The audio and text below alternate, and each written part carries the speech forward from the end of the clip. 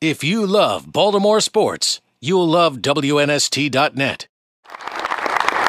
Thank you very much, Governor, for the kind words and for still taking my calls. I wish I could tell you how many text messages and emails and conversations I had to make sure that the governor and the state and your economic development team would help us make this a reality. So I'm glad that we were able to have those good conversations, and you're still taking my calls and not big, you know, looking at caller ID saying, oh no, it's not Stephanie again. We will make you proud of this effort. This past weekend, I had the pleasure of traveling to Indianapolis.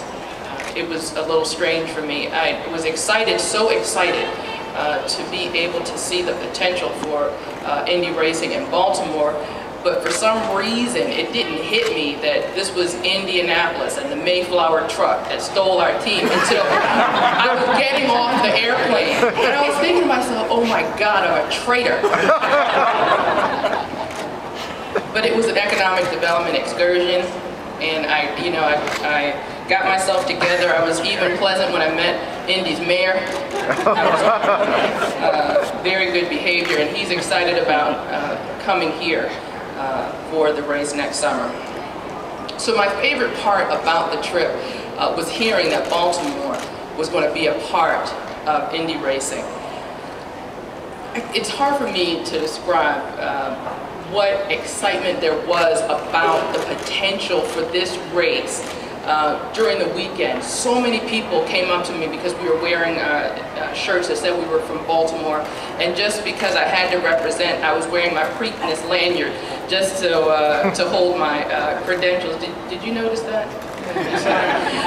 Just because I wanted people to know how proud I am of our city, and people are excited. You know, we talked to vendors who were trying to figure out how they can be a part of it. We talked to race fans that are looking forward to coming. People are already planning, you know, where they're going to stay and who they're going to bring and all of this stuff. It's just an excitement that I've never experienced before.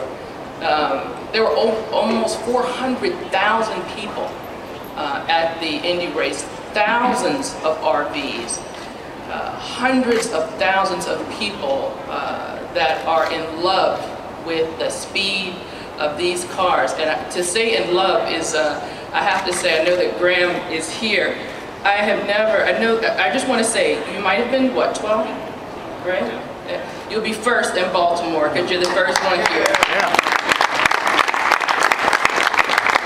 I say in love because I've never seen the women swoon over any men like I saw the race car drivers. Women were embarrassing themselves all over the place because you know, there's I don't know. I found out over the weekend there's something attractive about a man that's going was it almost 200 miles an hour, 230. It was crazy, and the women got a lot of attention too. I think there was a record number of women. 4 women that qualified. All right, I'm going to go back to my script because I have important things to say. So I want to thank the representatives from Indy who are here to join us for Baltimore's announcement. In August 2011, the city will be the home to one of the most exciting sports events in the world. Cars will race around our beautiful Inner Harbor and Camden Yards at breakneck speed. And believe you me, it's breakneck, because if you try to watch them, you're going to get a crook in your neck. They were going just that fast. Hundreds of thousands of fans and millions around the world will be watching. As I have said before, this event will be a game changer for Baltimore. I want to thank some of the many people who made this happen. I want to thank Councilman Cole. I want to thank you for sticking with this and for making sure that we learn the lessons from other cities that could have been long-term race venues, but because they did things backwards and didn't engage communities first, they aren't. And I want to thank you for making sure that the communities are engaged each and every step of the way. If it weren't for you, I know that we would not have the community support, because you are a good salesman for this event. I want to thank you for making sure that we address those concerns early on.